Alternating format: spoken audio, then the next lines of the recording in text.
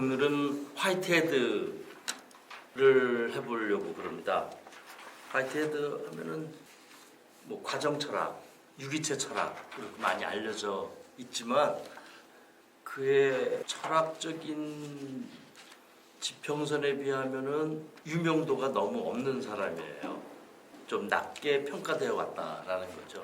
화이트헤드는 물론 이제 과학 철학자이면서 동시에 난해하기 그지없는 형이상학자로 많이 알려져 있단 말이죠. 화이트헤드의 흐름을 보면은 19세기 말에 버트란드 러셀과 수학 공부를 같이 하면서 책도 같이 냈죠. 러셀하고 헤어지면서 10년대 이후부터 자연을 탐구하기 시작합니다. 그럼 보통 우리 중기 철학이라고 얘기를 하고 이제 후기에 들어서 후기라고 하는 거는 1920년대는 벌써 화이트헤드 나이가 60 중후반입니다. 60 중후반에 철학과로 옮겨요. 상당히 늦은 나이에 제도권 철학을 만나게 되는 거죠. 그러면서 뒤늦은 나이에 엄청난 철학적인 저서를 냅니다. 그 중에서 아주 대표적인 게 그 유명한 과정과 실제. 여기서 실제는 리얼리티예요. 실제와 실체는 다르고 또 실제가 플라톤 이후 어떻게 변화했는가 제가 뭐 여러 차례 말씀드렸습니다. 후기 이 형이상학의 핵심은 2500년에 서양 철학사를 확 뒤집는 방식으로 실제를 설명을 한단 말이죠. 화이트헤드도 영향을 받은 철학자가 있는데 그게 바로 직전의 니체입니다. 니체는 당연히 우리가 알고 있듯이 또 많은 철학사에서 연구가 되었듯이 전통 서양 철학에 대한 엄청난 도전으로 우리가 알고 있단 말이죠. 그러한 연속성상에서 화이트헤드도 우리가 보면 되는데 니체하고 화이트헤드는 또 엄청나게 차이가 납니다. 오늘 화이트헤드를 하는데 주로 우리가 볼 거는 화이트헤드 자연철학, 즉 중기철학의 대표적인 책이 자연의 개념이라고 하는 책입니다. 이 책하고 중기에서 후기로 넘어가면서 쓴 책, 과학과 근대세계라고 하는 책, 그 다음에 그 유명한 프로세스 앤 리얼리티, 과정과 실제라고 하는 책, 이 책을 중심으로 해서 오늘 이야기를 할 것입니다. 화이트헤드 책은 어떤 책을 뒤져봐도 다 어렵기 때문에, 그리고 또 조금 비판적으로 얘기하면은 초기에 나온 개념, 중기에 나온 개념이 후기에 나온 개념과 뭐 다른 경우도 있고 일관성이 좀 떨어지기도 하고 그렇지만 그건 화이트헤드만이 아니라 대단한 철학자들이 갖고 있는 공통성이에요. 철학의 범주가 너무 넓어가지고 한 개념이 처음부터 끝까지 다 일관적이지 않습니다. 이제 후대 독자들은 그거를 다 양해하면서 읽고 있는 거죠. 그래서 화이트헤드를 좀 쉽게 풀어 쓴 책이 있는데 그 중에 대표적인 게 화이트헤드의 과정과 실제 인문이라고 하는 도널드 셔번이 쓴 책입니다. 우리가 오늘 왜 화이트헤드 하냐? 우리 전체 큰 시리즈는 신유물론이잖아요. 거꾸로 신유물론 관점에서 화이트헤드를 할 거란 말이죠.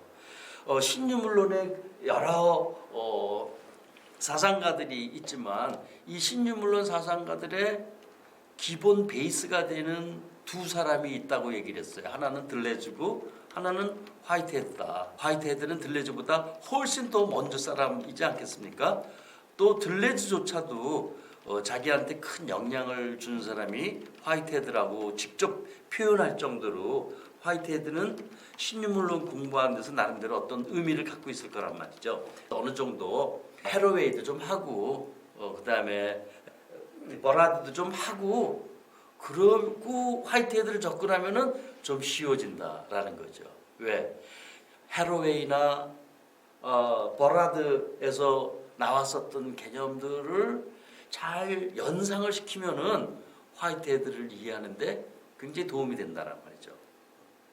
거꾸로 이건 시간 역순이지만 화이트헤드를 공부하고 나면 거꾸로 버라드와 해로웨이나 이런 들레즈의 개념들이 이해하기가 좀 쉬워져요. 그래서 시간 순으로 배열한다기보다도 어느 정도 최소한의 기초적인 개념들에 좀 익숙해진 다음에 화이트헤드로 들어가는 게 좋겠다라고 생각해서 제가 화이트헤드 순서를 뒷부분에다가 놓은 것입니다. 예를 들어서 요즘 신유물론에서 아주 잘 나가는 그레이엄 하만이나 그 다음에 스탐겔라고 하는 사람 요즘 제일 많이 논의가 되고 있어요. 이런 사람들의 책을 보면은 그 다음에 샤베로라고 하는 책 이거 전부 다 화이트헤드를 해설한 그런 책들입니다. 저는 어떻게 화이트헤드랑 인연이 됐냐면은 제가 어렸을 적에 석사학위 논문을 화이트헤드 자연철학, 화이트헤드 중기철학으로 했거든요. 그때 석사 때 제가 뭐 알겠어요? 그래서 주로 맨 위에 있는 컨셉 오브 네이처라고 하는 책을 중심으로 컨셉 오브 네이처와 사이언스 앤 모던 월드라고 하는 책. 그 당시에도 이 과학과 근대 세계는 번역서가 있었습니다. 그렇게 해서 화이트헤드와 인연을 맺게 됐고 오늘 화이트헤드를 하지만 화이트헤드 전체를 2시간 동안 하는 것은 불가능하고 신유물론과 연계될 수 있는 것들을 좀 추려가지고 할 겁니다. 그래서 이 신유물론 이거 잊어먹으면 안 돼요. 이거 기본 틀 인간 중심주의 탈피한다. 그 다음에 관계주의다. 그 다음에 탄리분법. 그 다음에 물질의 행위자성, 물질의 능동성.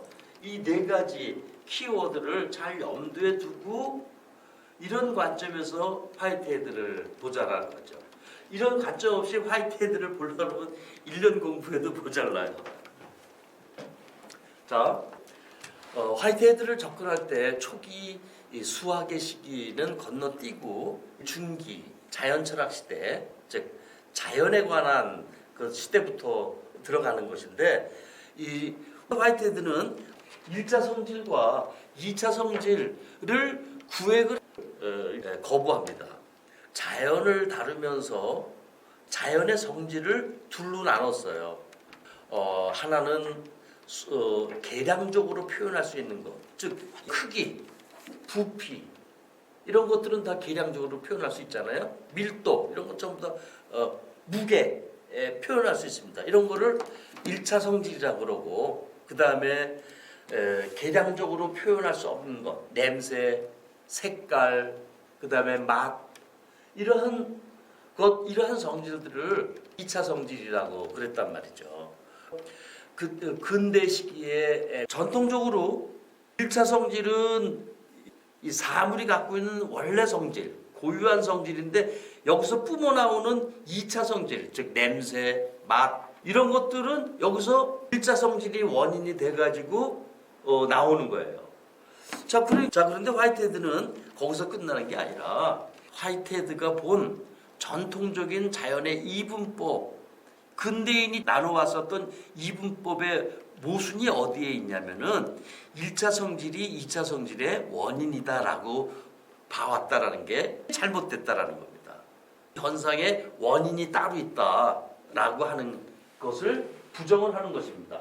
지금 우리가 지각되어지는 것, 냄새, 맛 이런 것들 이렇게 지각되어지는 것의 원인이 따로 있다라고 하는 사실은 인간이 개념적으로 만든 추상성의 소산물이다라고 하는 겁니다.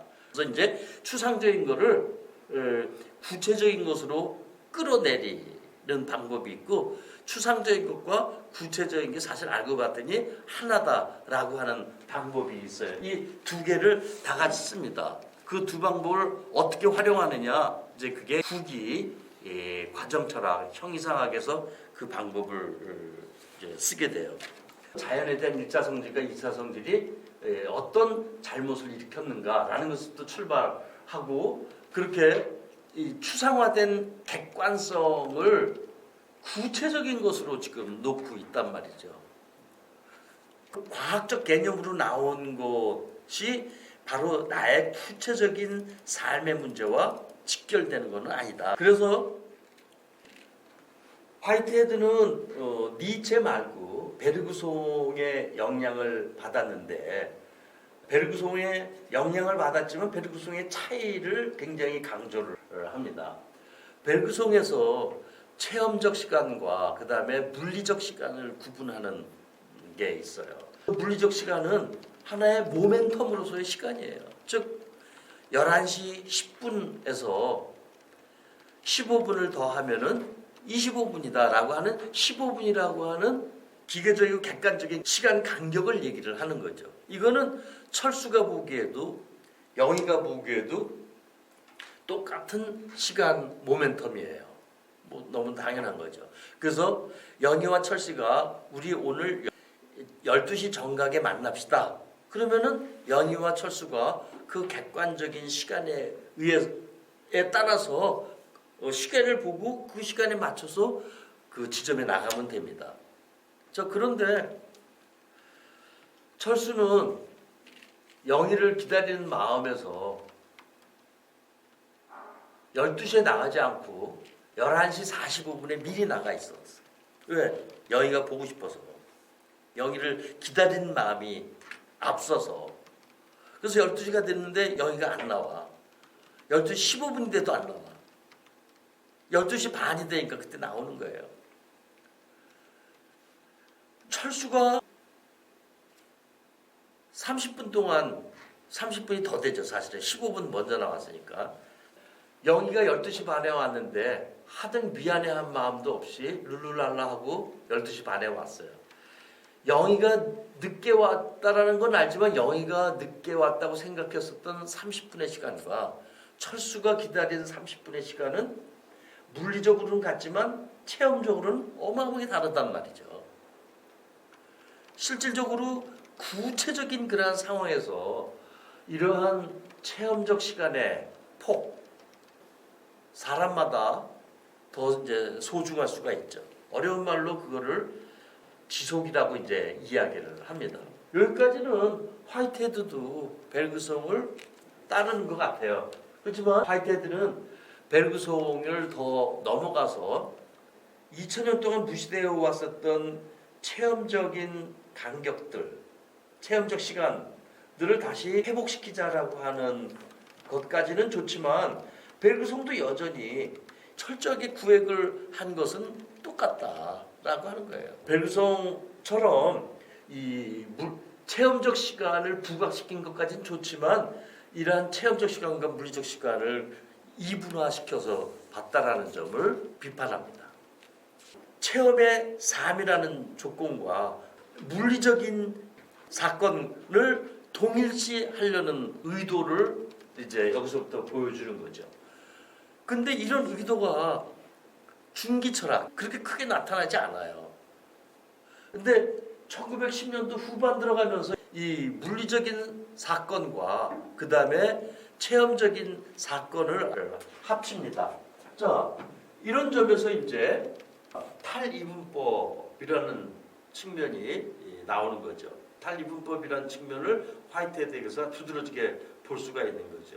베르그송의 체험과 물리적 요소를 합친다. 그 다음에 아까 자연을 이분적으로 본 것, 지각된 것과 그 다음에 지각의 원인이 되는 것을 분화시키는 것. 이거를 바이포케이션이라고 그러거든요.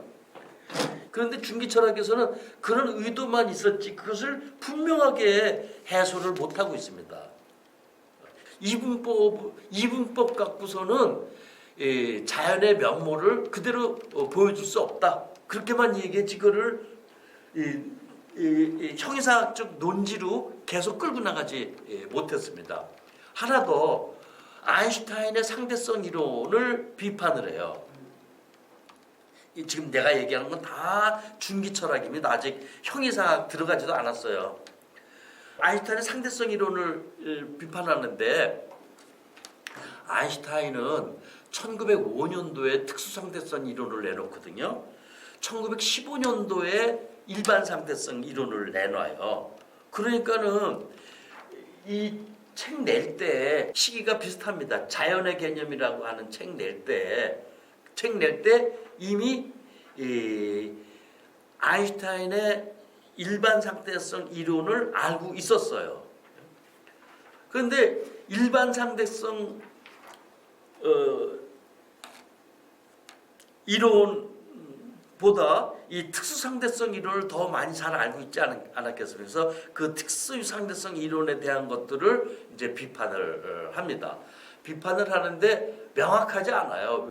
뉴턴의 그 절대적인 시공간에 달과 지구 아니면 사과와 돌멩이가 그 안에 들어오면은 인력이 어떻게 작용하는가라는 것을 설명하는 겁니다. 근데 상대성 이론은 그게 아니라 지구와 달이, 사과와 돌멩이가 있어서 그 오브젝트들이 어떤 관계를 갖느냐라는 것을 말하는 거거든요. 그 시공간이 달과 지구에 의해서, 사과와 돌멩이에 의해서 그 시공간이 휘어진다는 등 그렇게 얘기를 한단 말이죠. 칸트나 뉴턴은 공간과 시간이 먼저 존재한대, 선언적으로. 뉴턴은 그걸 절대적이라고 표현을 했죠. 그리고 거기에 물체가, 오브젝트가 들어오는 거죠. 아인슈타인은 물체가 있으면 그 물체 사이에서 시공간이라는 게 형성이 된대 라고 설명했는데, 화이트헤드는 그 둘 다 아니다. 물체와 시공간은 같이 만들어진다라고 얘기를 하는 거예요. 그래서 화이트헤드는 이거를 코익지스턴스라고 표현을 합니다. 저는 이제 공존재라고 번역을 하는데, 코익지스턴스는 아인슈타인의 시공간 개념도 부정하고, 당연히 전통의 과학적 시공간, 뉴턴, 칸트의 시공간도 부정을 하는 방식으로 나아가게 돼요. 코익지스턴스라고 하는 거는 이 사물, 공간과 가치를 하는데, 사물이 공간과 시공간과 같이 한다라는 뜻은 어떤 사물이 와도 사물 A가 공간을 형성해요. 사물 B가 또 공간을 형성해요. 근데 그 공간은 다 하나의 공간으로 엮여지기 때문에 사물 A와 사물 B는 영원히 독립적일 수 없고 전부 관계로 맺어진다라고 하는 것입니다. 이 관계는 어떤 의미를 가지고 있냐면은 A라고 하는 물체와 B라고 하는 물체, C라고 하는 물체들이 전부 엮여져 있는데, 이 엮여져 있다라고 하는 것을 내가 주체죠. 주체라는 걸 조심해서 써야 돼. 내가 이거를 볼 수가 없어요. 왜 그러냐면은 나라고 하는 것도 이 객체의 하나예요. 그렇게 볼 수가 없는 거예요. 그래서 화이트헤드는 주체라는 말을 안 쓰냐? 아니요, 써요. 쓰는데 기존의 철학자들하고 전혀 다른 방식으로 써요. 그게 후기 형이상학의 과정 철학의 핵심입니다. 그러니까 지금 내가 이 안에 들어와 있거든요. 여기 1번 객체, 2번 객체, 3번 객체, 4번 객체. 이 1번 객체도 주체가 되는 거예요. 이것도 주체가 될 수 있어. 얘도 주체가 될 수 있어요. 모든 게 다 주체가 될 수가 있습니다. 그래서 주체가 1번 주체가 2번 주체를 관계 맺을 수가 있어요. 3번 주체가 1번 주체를 관계 맺을 수가 있어요. 그래서 화이트헤드는 이럴 경우에는 주체라는 말을 쓰지 말고 객체라는 말을 쓰자. 그러니까 여기서 주체가 객체로 객체가 다시 주체로 될 수 있어요. 왜? 객체가 중심을 2번 객체의 관점에서 관계를 보자예요. 그러면 주체가 되는 거예요. 그러면 얘도 다른 객체에서는 객체가 되거든요. 얘도 이게 주체 객체 계속 변화합니다. 변화라는 말도 적절치 않아요. 그래서 화이트헤드에서는 합생이라는 표현으로 씁니다. 합생. 다 신조어예요. concretions. 느낌이라고도 해요. 주체 객체 계속 이 합생되어 나가는 그러한 과정이 끊임이 없어요. 없지만 주체는 주체 성질을 잊어버리지 않아. 객체도 객체 성질을 또 잊어버리지 않아. 들레즈는 주체가 없어지죠.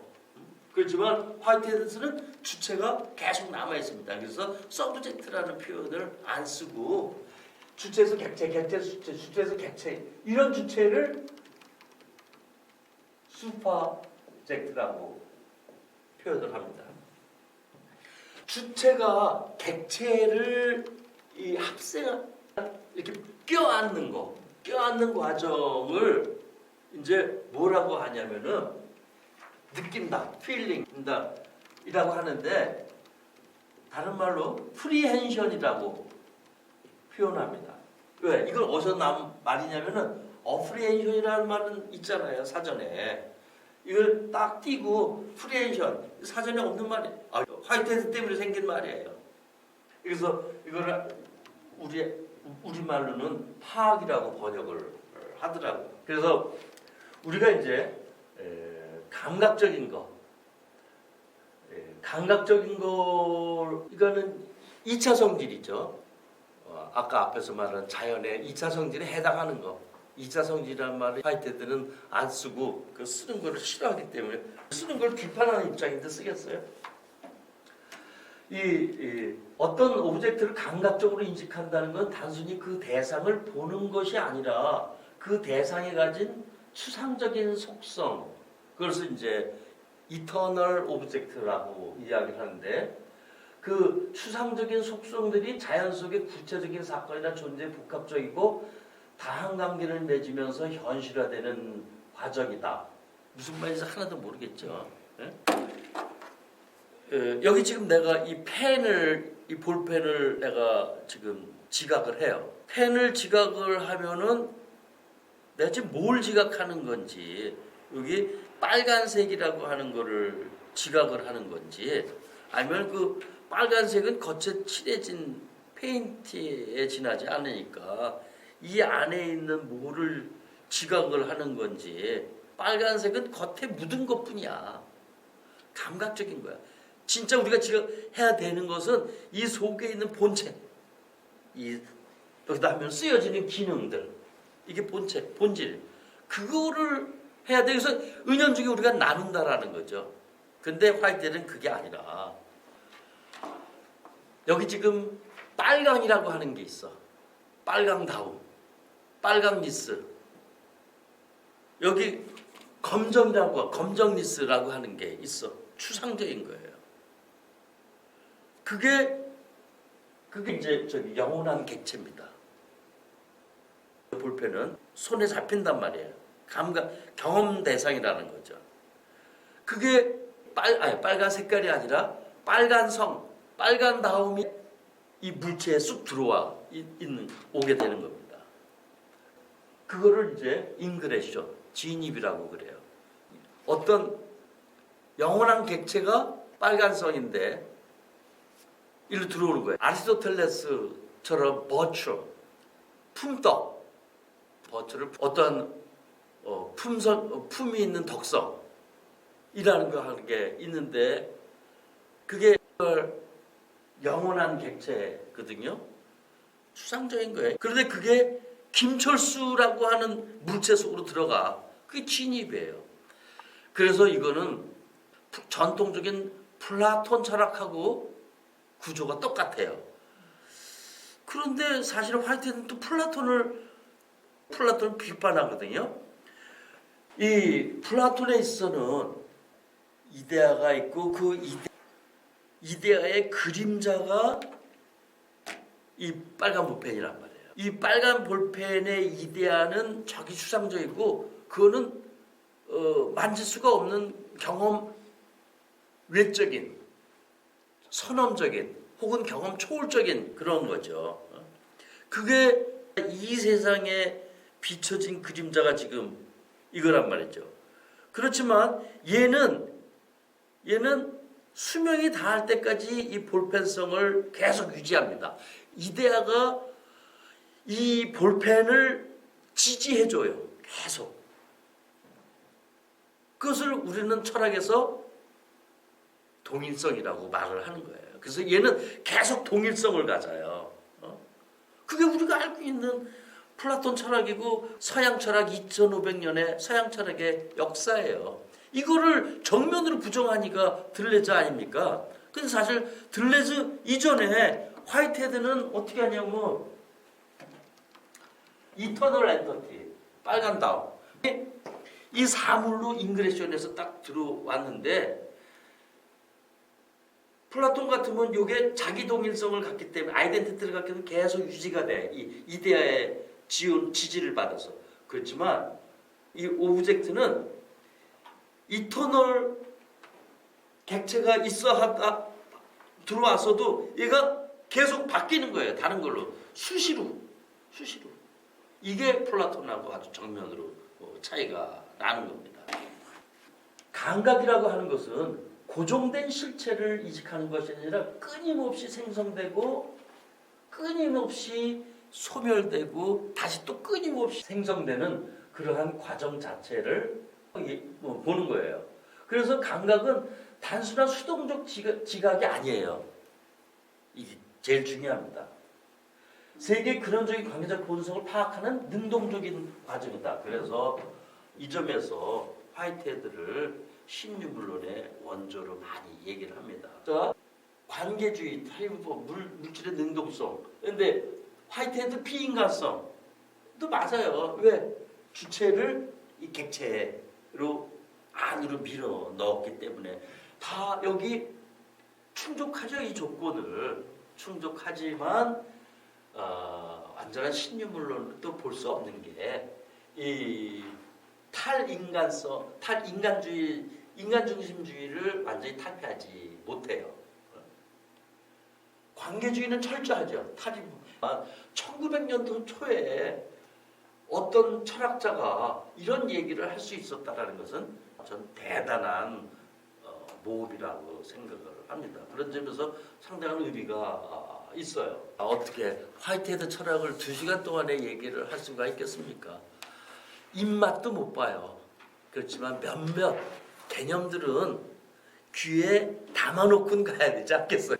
거기서 가장 중요한 개념이 현실적 존재입니다. Actual entity. 어떤 문헌에도 Actual entity는 다 복수로 나옵니다. Actual entities예요. 그래서 이 현실 존재가 뭐냐면은 화이트헤드는 이 세상을 구성하고 있는 원자 단위의 최초 입자를 설정을 해요. 마치 몇백 년 전에 라이프니츠가 모나드를 설정을 했듯이 라이프니츠의 모나드는 이 세계를 구성하는 가장 밑바닥의 아톰이거든요. 아톰이라고 그러지 말고 모나드죠. 모나드는 아톰의 성격을 갖고 있는데 그 모나드 하나하나는 전부 자기 충족적이에요. 모나드 하나 갖고 이 세상을 다 설명할 수가 있어요. 공간적으로, 시간적으로. 라이프니츠 얘기할 때 이정조화설이 항상 들어와요. 이 모나드가 시간을 따라, 공간을 따라가는 행로가 모든 게 다 프로그램돼 있다라는 거죠. 절대적인 결정론이죠. 그 모나드를 설명할 때 가장 적절한 비유가 창 없는 모나드라고 그래. 창이 없다라고 하는 것은 다른 것과 소통을 안 한다라는 거예요. 모나드 하나하나는 다른 모나드와 소통이 없습니다. 즉 관계가 없어요. 아예 관계를 안 해요. 독립적이기 때문에. 그렇지만 화이트헤드의 현실적 존재는 끊임없이 소통을 하고 끊임없이 이 관계 속에 있는 거죠. 그 다음에 400년 전 근대 물리학의 뉴턴 시절의 물질 개념. F는 거리 자성분에 역비례하고 두 물체의 질량의 곱수에 비례한다라고 했을 때 그 M1, M2의 질량은 흔들리지 않고 굳건한 존재예요. 그게 흔들리면은 물리학이 안 되겠죠. 계산이 안 되니까. 지구와 달의 만율력을 계산하는데 사과와 돌멩이 사이의 만율력을 계산하는데 사과가 수시로 바뀌어. 사과의 질량이. 그럼 이거 안 된단 말이에요. 그런 의미에서 흔들리지 않고 굳건한 존재가 바로 고전적인 존재론의 기초였는데 화이트헤드에 있어서 이 존재라고 하는 것은 계속적인 운동에 있어요. 그래서 비커밍 니스라고 표현을 하죠. 이러한 비커밍 니스를 그대로 받아들인 게 들레즈의 책 차유와 반복 11장에 나오는 겁니다. 11장 제목이 비커밍이에요. 그대로. 화이트헤드는 이 세계를 구성하는 단위가 오브젝트가 아니라 사건이라고 얘기를 하는, 이거 지금 중기철학 얘기하는 겁니다. 이벤트라고 하는 거예요. 사건. 사건은 오브젝트와 다르게 운동을 끌고 다녀. 운동성을 계속 변화성을. 그게 이제 이벤트예요. 이게 이 세계를 구성하는 기본 단위가 되는 거죠. 오브젝트가 아니라 이벤트다. 이제 중기철학 얘기입니다. 이 이벤트가 이제 현실적 존재로 이제 발전을 해요. 화이트헤드는 1920년대에 양자역학밖에 몰랐었어요. 너무 당연한 거지. 그렇지만 20년대 하이젠베르크 양자역학 다 알고 있었고 닐즈 보어의 궤도 모형 다 알고 있었죠. 왜 내가 버라드 다음에 화이트헤드를 하냐면은 양자역학이 아니라 양자장, 즉 이 에너지가 순간 에너지가 창출이 되죠. 예, 불확정성 원리에 의해서 키를 좁아주면은 에너지가 순간적인 에너지가 생긴단 말이에요.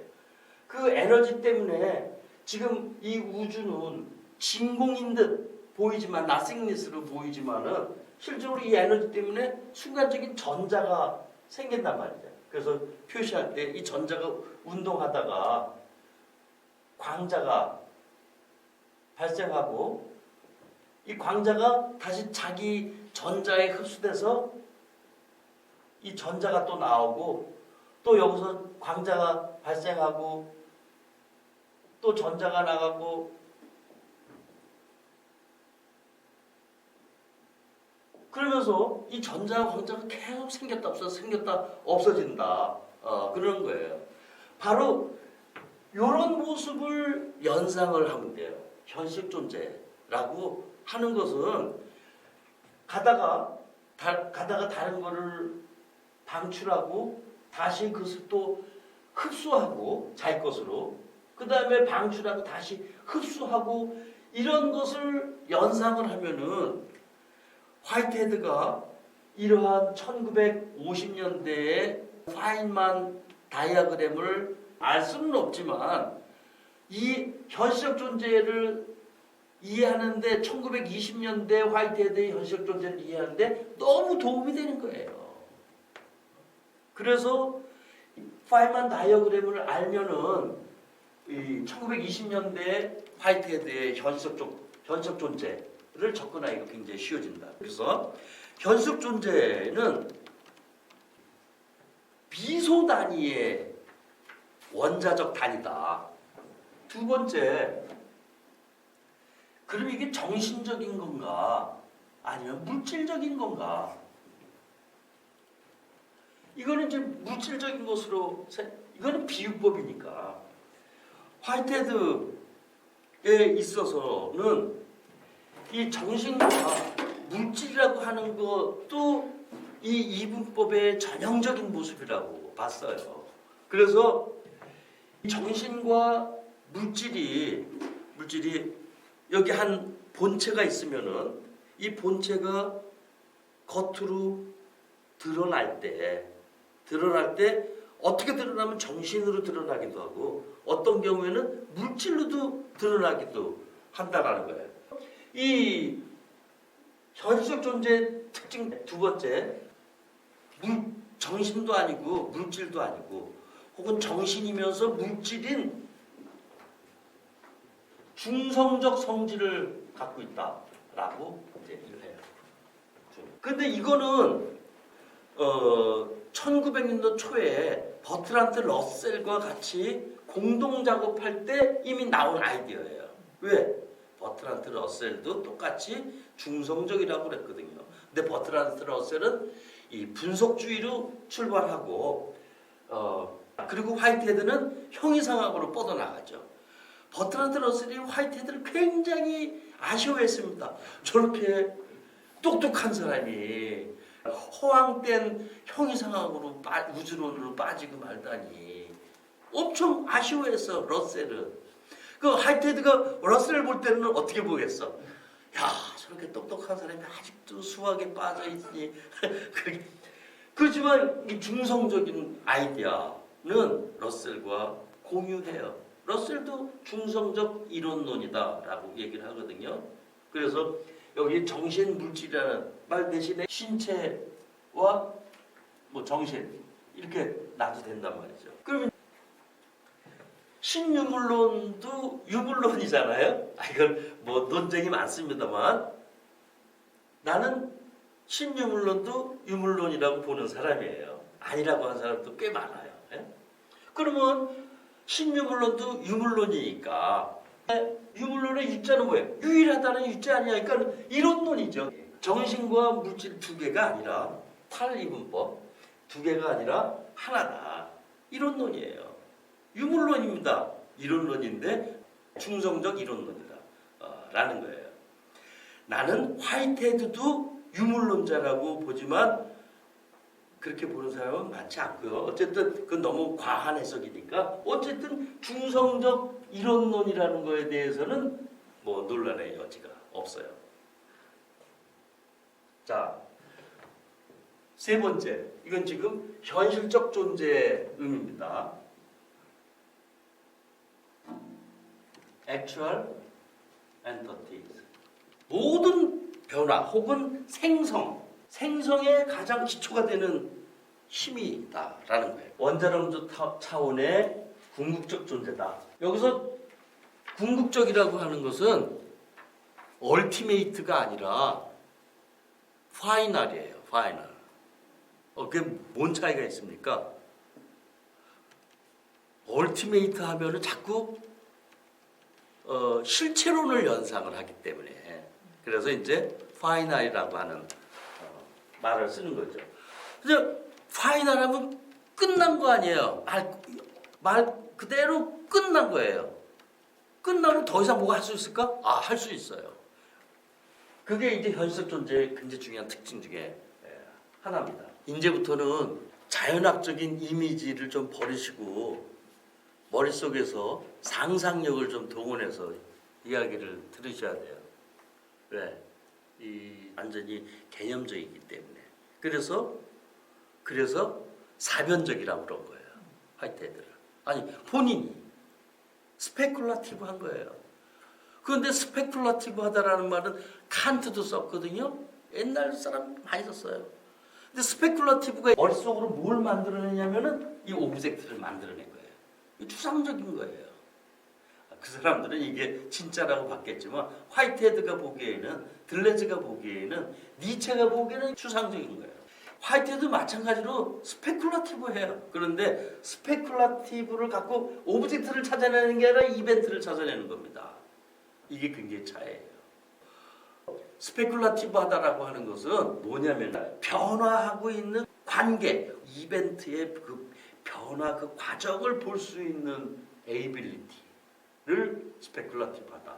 그게 나중에 이제 여러분들은 이 신유물론 고급으로 가면은 사변적 실제론이라는 거를 듣게 되거든요. 그 사변적 실제론 할 때 그 사변적이라고 하는 것이 화이트헤드에 나오는 사변적인 것에서 따온 거예요. 그 흘러가는 관계성을 볼 수 있는 에이빌리티라고 생각을 하면 돼요. 그 출발이 전부 현실적 존재예요. 액츄얼 엔티티예요. 그래서 액츄얼 엔티티는 오브젝트 차원이 아니라 이벤트 차원이다. 근데 오브젝트 이벤트는 형이상학이 아니라 중기 자연철학의 개념이다. 나중에 이벤트라는 말을 안 써요. 이 세상의 단위는 미시적인 이 현실적 존재인데 이거는 앞에서 얘기했듯이 저렇게 파인만의 다이아그램처럼 전자나 광자 같은 물질은 아니고 그렇다고 정신도 아니고 그렇지만 전자와 광자처럼 이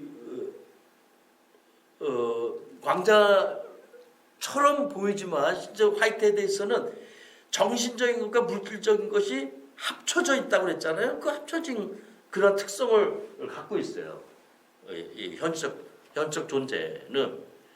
그러면은 그 합쳐졌다라는 게 뭡니까? 그럼 나도 답변하기가 굉장히 어려워요. 내가 직관적으로 설명하기가 이게 만만치 않은 거죠. 그거를 말로 한번 설명해 보려고 시도를 해보자라는 거예요.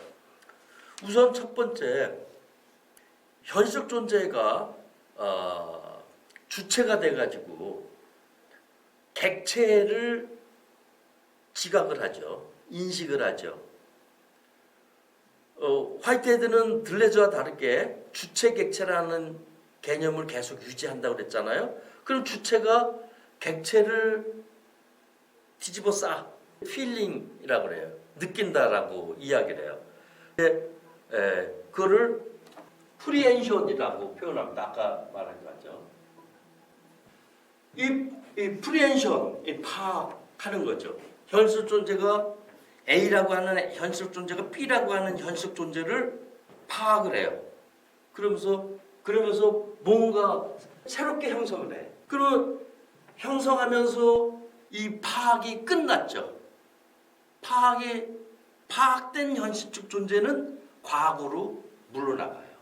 그래서 이 과거로 물러나가는 이 현실적 존재는 더 이상 이 주체로 나서지 않습니다.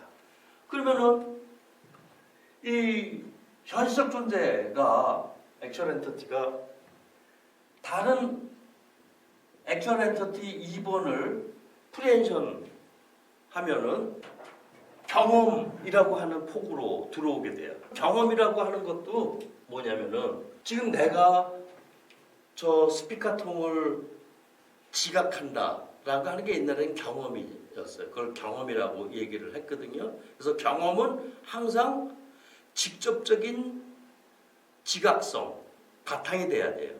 내 눈에 저 검정색 크기 그런 것들이 내 눈에 들어와야 된다란 말이에요. 우리는 그거를 경험의 증거라고 얘기를 하죠. 이 말 속에는 경험하는 주체와 경험되는 피동체가 따로 존재한다라는 거죠. 기존의 경험론자들은 경험하는 주체, 그 인간을 중심으로 이 경험론을 펼쳐나가요. 그런데 화이트헤드가 말하는 경험은 인간이 주체가 아니라 아까 그 그림 괜히 지었네. 인간이 주체가 아니라 모든 객체들 1번 객체가 2번 객체를 프리엔션할 때 그때 1번 객체는 2번 객체를 경험하는 거예요. 즉 경험은 인간의 전유물이 아니라는 게 중요합니다. 그래서 경험을 완료하잖아요. 완료하면은 화이트는 이거를 만족이라고 이야기해요. satisfaction. 그러니까 이런 개념들 전부 다 새로운 겁니다. 여기서 이거를 이제 느낌이라고 얘기를 하죠. 이 느낌도 뭐 새로운 개념이고 이거를 다른 말로 해서 파악이라고 하기도 해요. 프렌션. 이것도 새로운 개념이고 그래서 만족을 하잖아요. 그럼 이제 지각이 끝난 거예요. 이렇게 지각이 끝난 거는 과거의 액츄얼 엔터티로 머물게 됩니다. 이제 또 새로운 관계가 또 맺어지겠죠. 액츄얼 엔터티 3번이 이제 경험작용을 또 시작합니다. 내가 경험할 때 저 스피커도 있어야 되고 의자도 있어야 되고 뭔가가 기본적인 소재가 재료가 있어야 되겠죠. 그 재료로 이 과거에 완료된 액츄얼 엔터티가 소재로 사용돼요. 이것을 뭐라고 표현하냐면은 여건이라고 표현을 해요. 이걸 다툼이에요, 다툼. 데이터. 과거에 다 쓸모를 다한 액츄얼 엔터티가 이 여건의 하나로 활용이 돼가지고 또 다시 여기서 느낌이 일어나서 액츄얼 엔터티 4가 되고 다시 또 이게 만족이 되면은 완료된 거는 과거 사건으로 집어넣고 또 다시 이게 계속 끊임없이 과정이 반복되는 겁니다. 이 과정의 구조 자체는 반복성이에요. 계속 반복해. 그럼 반복이란 말 어디서 들어보시지 않았어요? 들레즈의 전유물이잖아요. 들레즈 반복 엄청 중요하죠. 그거 다 여기 화이트헤드에서 나온 거예요. 나온 건지는 확실하지는 못하죠. 어쨌든 화이트헤드가 먼저 썼어. 이 계속 반복하면서 똑같은 거를 반복하는 거는 하나도 없어. 그래서 반복이 굉장히 중요합니다. 반복을 하면서 계속 비커밍이 생기는데 이 비커밍은 뭐를 수반하냐면은 비커밍의 반복은 노벨티를 수반을 해요. 노벨티라고 하는 거는 새로운 것이죠. 그 창조예요, 창조. 새로운 것이죠. 이게 이 과정이 계속 연속적으로 반복이 되는 거죠. 연속성에 항상 이제 반복적 연속성이죠. 이 연속성에서 노벨티가 계속 드러난다. 그래서 동일한 연속성은 하나도 없다라는 게 이제 화이트헤드의 굉장히 중요한 명제 가운데 하나. 그런데 이 현실적 존재가 어떤 힘으로 이렇게 반복을 할까? 뭔가 동력이 있어야 이렇게 할 거 아니에요? 응? 버라드에 있어서는 외부적 관계가 아니라 이 세계의 내재해 있는 내부 작용이라고 얘기를 해서 이거는 인터액션이 아니라 인트라라고 하는 말을 썼단 말이죠. 인터랙션. 버라드의 얘기예요. 화이트헤드에서는 이 현실적 존재가 이렇게 끊임없이 반복되는 어떤 동력이 있는데 그 동력이 어디서 나오냐? 내부적 작용에서, 내부적 관계에서 나온다라는 거죠. 그 신유물론을 공부하고 다시 화이트헤드를 보니까 이게 전부 여기서 나온 말이네. 그런 생각이 드는 거죠. 요즘 프랑스의 신유물론자 스탄게르 이거는 화이트에서 왔다 갔다 그렇게 얘기를 하는데 다른 신유물론자들은 이렇게 분명하게 얘기를 하질 않아요. 화이트헤드가 오리지널리티를 갖고 있다 하더라도 화이트헤드를 전혀 읽지 않은 사람들도 화이트헤드처럼 생각할 수 있거든요. 충분히. 난 그렇게 긍정적으로 생각을 하는 편이에요. 우리가 오늘 화이트헤드 하는 것도 신유물론 틀에서 한다라고 제가 말씀드리지 않았어요? 이 변화 동력, 즉 생성으로 끊임없이 끌고 가서 이 노벨티가 만들어지는 이 힘, 내부적이다. 그래서 화이트헤드의 프로세스의 철학이다 이해할 수 있죠. 근데 왜 화이트헤드를 유기체 철학이라고 얘기하느냐? 그거는 그건 얘기해야 될 것 같아요. 세상을 구성하는 이 기본 단위가 액츄얼 엔티티라고 그랬는데 우리가 보는 사물들 여기 한 인간 저기 소나무 그것도 계속 과정 중에 변화 중에 있는 존재거든요. 근데 그거는 액츄얼 엔티티라고 그러질 않고 액츄얼 엔티티는 미시적인 거잖아요. 그런 미시적인 것들이 집합체로 이렇게 뭉쳐 있는 거 그게 바로 우리가 얘기하는 그러한 이 현상적인 그런 존재자예요. 영희, 철수, 최종도, 남산 위에 있는 소나무. 이런 것들을 뭐라고 얘기하냐면 소사이어티라고 얘기를 합니다. 이거 다 신조어죠. 독특한 개념의 소사이어티 혹은 넥서스라고 표현합니다.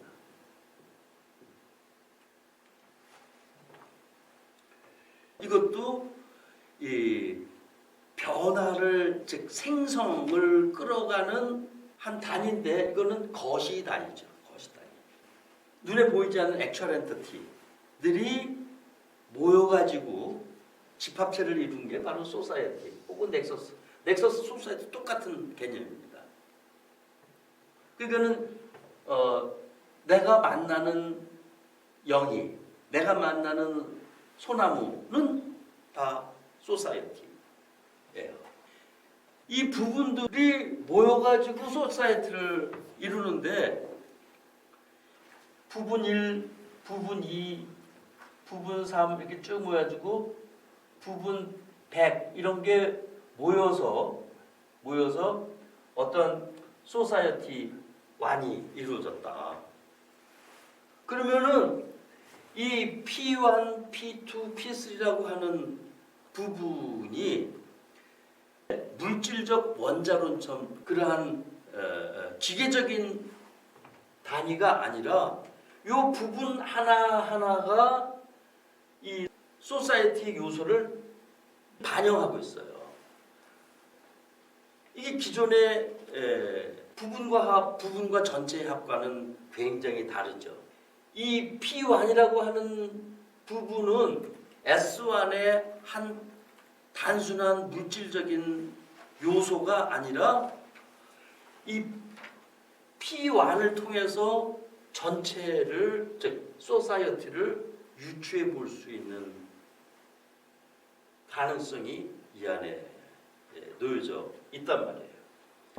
이 부분 전체와 소통을 한대요. 이 부분을 하나를 떼어놓으면은 P1이라고 하는 부분을 떼어놔가지고 이 P1이 갖고 있는 그 액츄얼 엔티티, 그 액츄얼 엔티티에 여기 과거로 들어가 보면은 그 액츄얼 엔티티가 어떻게 발생해가는 그 과정을 추측할 수 있는데 그게 마치 세포가 발생하면서 성장하는 과정과 비슷하대요. 이게 어떤 의미를 갖고 있냐면은 A라고 하는 배아세포가 16분열, 32분열, 256분열 하면 그 배아 하나하나가 전체를 다 갖고 있거든요.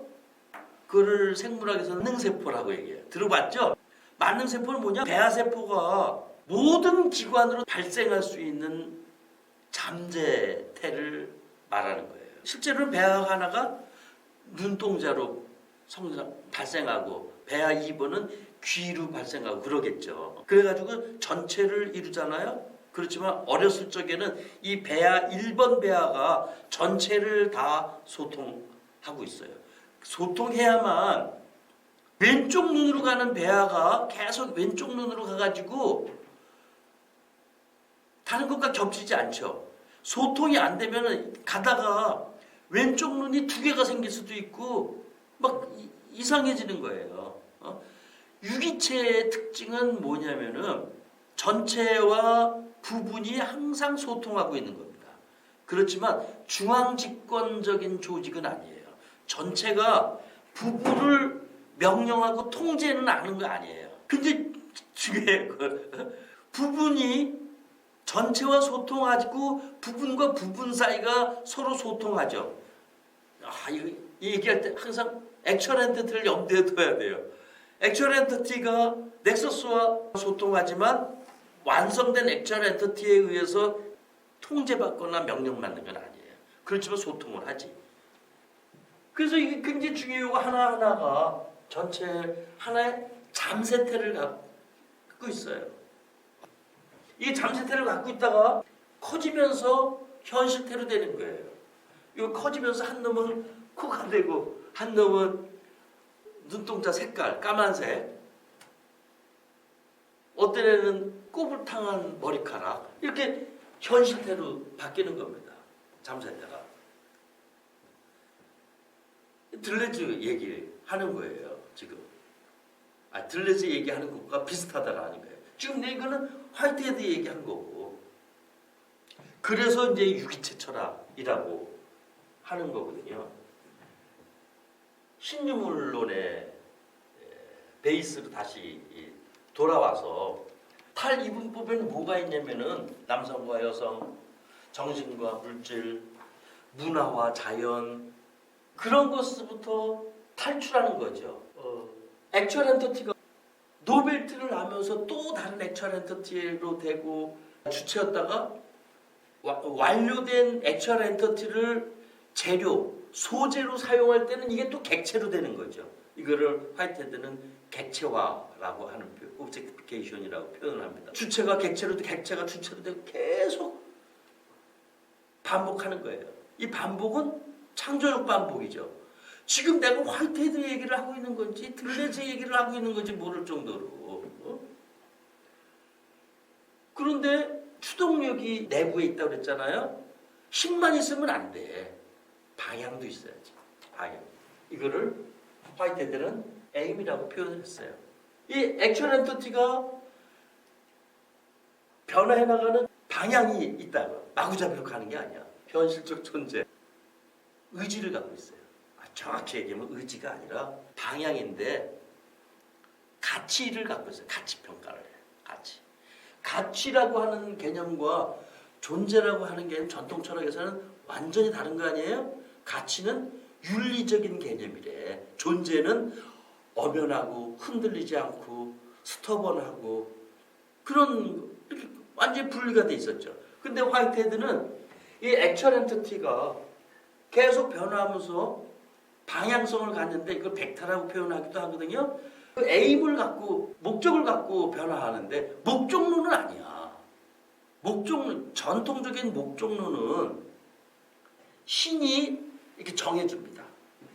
신이 정해줘서 요 목적에 따라서 움직여. 그 목적에 따라서 쭉 가는 거예요.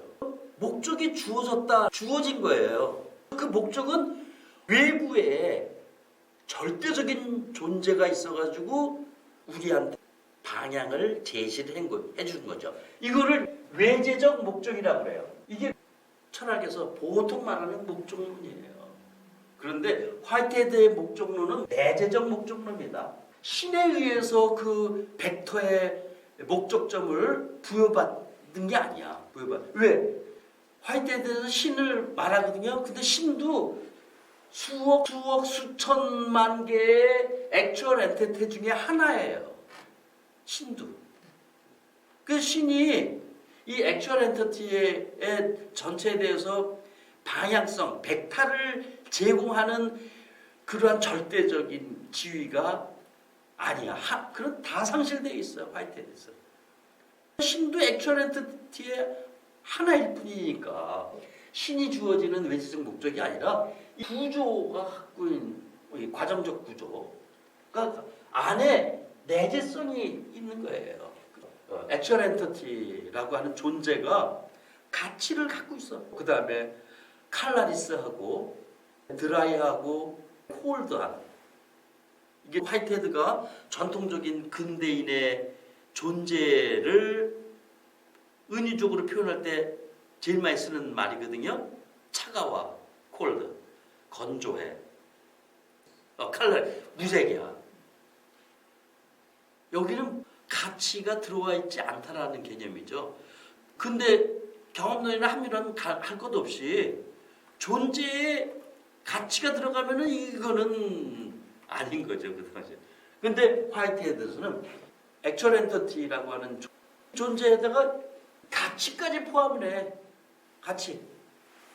의도, 의지하면 자꾸 인간적인 표현이 생각나가지고 그래서 어쨌든 의지라는 표현을 써요. 그렇지만 인간적인 의지가 아니라 액츄얼 엔티티가 객체가 갖고 있는 의지예요. 뭐 객체도 의지가 있다니까. 그러니까 이 액츄얼 엔티티의 존재는 가치가 접속되어 있어요. 이게 완전 신유물론 얘기하는 거예요. 그러니까. 바라데에서 뭐라 했어요? 존재 인식 가치가 하나로 묶여 있잖아요. 그뿐만 아니라 헤로이도 존재와 가치가 얽혀 있다 그랬어요. 뿐만 아니라 들레즈에서도 존재와 미학이 같이 있다고 그러는 거 아니에요? 그래서 그 미학으로부터 인텐시티라고 하는 개념인데 이 노벨티를 생성하는 힘이에요. 이 노벨티는 좋은 것만 발생하지 않습니다. 오류도 생겨. 오류도. 좋은 창조도 생기지만 오류도 생기는 거예요. 그러면서 계속 반복되고 반복되는데 그 반복이 무작위로 가는 게 아니라 어떤 가치지향적인 방식으로 즉 외재적 목적이 아니라 마치 내재적 목적인 것처럼 가는 거죠. 그 내재적 목적은 누군가에 의해서 프로그램되거나 누군가에 의해서 부여받은 게 아니고 그 자체로 존재하는 거예요. 그 자체로 존재한다라는 것이 이해하기 어려울 거예요. 그를 자기조직성이라고 이야기를 합니다. 그래서 자기가 자기를 만드는 거예요. 화이트헤드는 셀프 오가나이즈드라고 하는 자기조직성이라는 표현은 안 썼지만 그 오가나이즈드가 바이셀프한 방식으로 된다 이렇게 표현을 했거든요. 그래서 과정 개념하고 유기체 개념이 연결되는 거죠. 현실적 존재, 프리엔션을 통해서 또 다른 새로운 현실적 존재로 나가고 그 현실적 존재가 주어진 벡터에 맞게 완료가 됐으면 그것을 만족이라고 그러고 그러면서 이 만족된 현실적 존재는 주체여서 객체로 됐다가 저기 과거로 뒤로 빠져요. 빠졌던 것이 프리엔션의 소재로 다시 와. 그 소재를 여기서는 여건이라고 데이터라고 표현을 했어요. 여건으로 받아들여가지고 그 주체가 객체처럼 되는 거죠. 이제 주체가. 그래서 새로운 주체가 옛날의 주체를 객체로 만들어가지고 그 컨크리션스 합생을 해가지고 또 새로운 주체, 또 새로운 현실적 주체로 나가고 이렇게 계속 하는 거예요. 그래서 주체가 객체로, 객체가 주체로 그렇게 된다고 그래서 여기서 그런 주체를 슈퍼액트라고 표현을 한 거다라는 거죠. 전부 새로운 화이트헤드의 조어예요. 슈퍼액트를 자기 초월체, 그냥 초월적 주체라고 번역을 하는 것도 봤고, 서브젝트와 오브젝트의 순환되는 더 큰 서브젝트를 슈퍼젝트라고 한다. 상관주의와 관계주의가 코아릴레이션과 릴레이션 이거 다 한 거죠 우리. 번역을 이제 상관주의, 관계주의 하는데 관계를 맺고 있는 건 똑같아요. 그런데 상관주의는 주체가 즉 지각하는 주체가 인간입니다. 반면에 관계주의는 꼭 인간일 필요가 없어요. 신유물론에서는 대개 다 상관주의를 부정하고 있기 때문에 대체적으로 관계주의로 다 이해하면 돼요. 그런데 제가 왜 이걸 변하냐? 화이트헤드는 관계주의이지만 상관주의도 포함하고 있어요. 상관주의적인 냄새가 화이트헤드에서는 있어요. 분명히. 왜? 주체가 객체를 배려하면 객체가 주체를 그런다 하더라도 여전히 주체가 했었던 방식들을 많이 사용하고 있거든요. 그래서 화이트헤드는 인간 중심주의에서 완전히 탈피한 게 아니다라고 해석하는 사람들도 있어요. 그건 뭐 해석자 나름일 거라고 봐요.